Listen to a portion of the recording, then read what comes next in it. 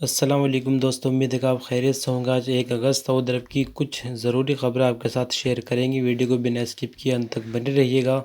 सबसे पहले एक ज़रूरी खबर कहें या फिर जानकारी कहें आपके साथ शेयर करेंगे। इंडियन एम्बेसी का जो ऑफिशियल ट्विटर हैंडल है उस पर एक इंडियन भाई की तरफ से ट्वीट किया गया है। ट्वीट में लिखा है, सर मेरे भाई ने 10 दिन पहले कॉल की थी। सिर्फ 2 मिनट के लिए उसने बताया कि हमारा फ़ोन और पर्स ले लिया है। अब किसी ने बताया कि वो मरूर में है 10 दिनों से। अब इसमें क्या होगा, प्लीज़ हमें रिप्लाई कीजिए।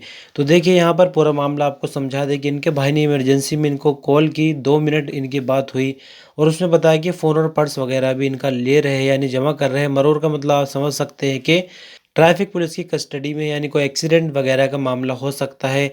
तो अब देखिए कि इंडियन एम्बेसी की तरफ से क्या कहा जा रहा है। कृपया सारी डिटेल जिसमें पासपोर्ट कॉपी, इकामा कॉपी, कोई कॉन्टैक्ट नंबर labor.riyadh@me.gov पर ईमेल करना है। आप देखिए कि इकामे की जो डिटेल है वो ट्वीट के साथ शेयर की गई है। पासपोर्ट की डिटेल घर वाले के पास हो भी सकती है, नहीं भी होती, कई बार ध्यान नहीं रहता और बंदा कोई भी कॉपी घर पर नहीं छोड़ता। लेकिन बात जहाँ तक कांटेक्ट की है, तो जब घर वालों का कोई कांटेक्ट हो ही नहीं पा रहा तो कौन सा नंबर आखिर शेयर करे। जैसा कि जाहिर तौर पर लग रहा है कि बंदा जेल में है, तो ऐसे में क्या हमारी गवर्नमेंट को कोई ऐसा सिस्टम नहीं बनाना चाहिए, सिर्फ पासपोर्ट नंबर को सिस्टम में डालने पर पता चल जाए कि ये बंदा कहाँ पर है, यानी कौन सी कंपनी में है, कौन सी वीज़ा इस पासपोर्ट पर लगी है, इकामा वगैरह इसका पता चल जाए। लेकिन यहाँ उल्टा घर वालों से ही इस तरह के सवाल किए गए। अब आप ये सोचिए कि इंडिया के अंदर 4000 किलोमीटर दूर उनको इतनी डिटेल कैसे मिल सकती है जितनी एम्बेसी की तरफ से मांगी गई है।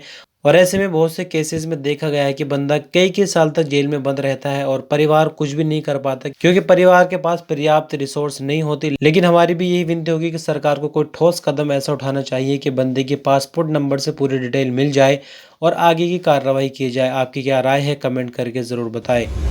स्वीडन में कुरान पाक की बेहरमती करने की नापाक कोशिश बार बार की जाती है और अक्सर इस तरह के मामले देखने में आते हैं। लेकिन नए स्वीडन की गवर्नमेंट की तरफ से कोई रोक लगाई जा रही है। लेकिन यहाँ देखिए कि सऊदी अरब में ओआईसी यानी ऑर्गेनाइजेशन ऑफ इस्लामिक काउंसिल की एक बार फिर से वर्चुअल मीटिंग बीते दिन यानी सोमवार को हुई है।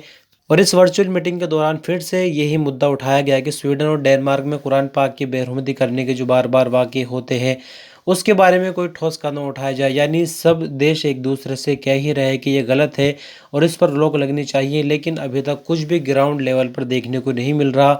हर साल हमें इस तरह के मामले देखने को मिल जाते हैं और वर्चुअल मीटिंग वगैरह करके शौक जताकर बस ये मामला शांत हो जाता है। सऊदी अरब में फिल्म और एंटरटेनमेंट का बोलबाला अच्छी तरह से होने लगा है। लेकिन यहाँ पर आपको साफ कर दें कि Saudi general commission for audio visual media का कहना है कि सऊदी अरब में सिर्फ इस तरह की फिल्में ही चलाई जाएंगी जिससे किसी की भावनाओं को ठेस ना पहुँचे। हम आपको इसको थोड़ा क्लियर करके समझाना चाहेंगे। सपोज़ कीजिए इंडिया के अंदर किसी भी तरह की फिल्म चला सकते हैं। जैसे कुछ ही दिनों पहले कश्मीर फाइल्स बन के एक फिल्म आई, बहुत अच्छे से चली, द केरला स्टोरी, यानी और भी कई तरह की सांप्रदायिक फिल्में बनाई जाती हैं जिसको गवर्नमेंट की तरफ से भी खूब सपोर्ट मिलती है और वो अच्छे से बिजनेस करती है। चाहे उसका कम्युनिटी पर कोई भी असर पड़े, लेकिन कोई फ़र्क नहीं पड़ता, अच्छे से इंडिया में ऐसी फिल्में चलती। लेकिन यहाँ पर Saudi general commission for audio visual media का कहना है कि सऊदी अरब में बाकायदा सेंसर बोर्ड मौजूद है और एक्सपर्ट बंदों की टीम उसमें बैठी है। पहले फिल्म को देखा जाएगा और फिर उसमें अगर कुछ बदलाव करने की ज़रूरत है वो फिल्म के डायरेक्टर वगैरह को बताए जाएंगे। अगर वो ऐसा मानते हैं और वो ऐसा करते हैं तो फिल्म को रिलीज़ होने दिया जाएगा, वरना तो सऊदी अरब में बिल्कुल भी इस तरह की फिल्में रिलीज़ होने नहीं दी जाएंगी। और अंत में बात करेंगे थोड़ा सा मौसम को लेकर। जिस तरह से सऊदी अरब में इन दिनों भयंकर गर्मी हो रही है उसके कुछ आंकड़े जारी हुए हैं। सोमवार यानी बीते दिन 31 जुलाई की बात करें तो ईस्टर्न रीजन के अलहसा कमिश्नरी में टेम्परेचर 50 डिग्री सेंटीग्रेड रिकॉर्ड किया गया। इससे पहले 18 जुलाई को सऊदी भर में सबसे ज़्यादा टेम्परेचर 51 डिग्री सेंटीग्रेड रिकॉर्ड किया गया था। मौसम विभाग का आगे कहना है कि सोमवार को दम्माम में टेम्परेचर 49 डिग्री सेंटीग्रेड, अलकवेस में और बुरैदा में 40 डिग्री सेंटीग्रेड, रियाद, शरवरा, वादी दवासिर और रफ़ा में 45 डिग्री सेंटीग्रेड टेम्परेचर रिकॉर्ड किया गया। इससे पहले न्यूज़ रिपोर्ट में बताया गया था कि सऊदी अरब के साथ साथ बाकी गल्फ़ देशों में भी गर्मी की लहर की उम्मीद है, जिससे टेम्परेचर 50 डिग्री सेंटीग्रेड से भी पार कर जाएगा। गर्मी की लहर से गल्फ़ देशों के साथ इराक भी प्रभावित होगा, जहां कुछ शहरों में टेम्परेचर 1 अगस्त से 52 डिग्री सेंटीग्रेड तक बढ़ने की उम्मीद है। तो दोस्तों, कुछ ज़रूरी खबरें सऊदी अरब के। शुक्रिया, अल्लाह हाफिज़।